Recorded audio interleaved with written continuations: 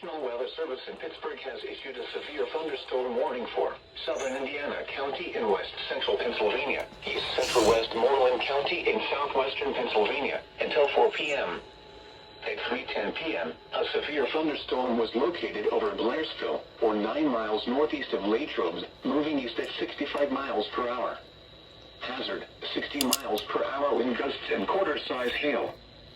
Source, radar indicated.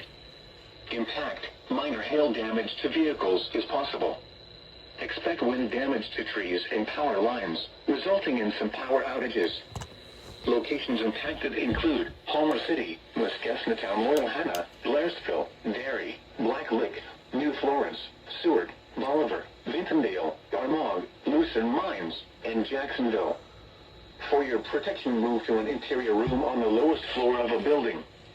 Please report severe weather by calling 412-262-1988, posting to the National Weather Service Pittsburgh Facebook page, or using Twitter at NWS Pittsburgh.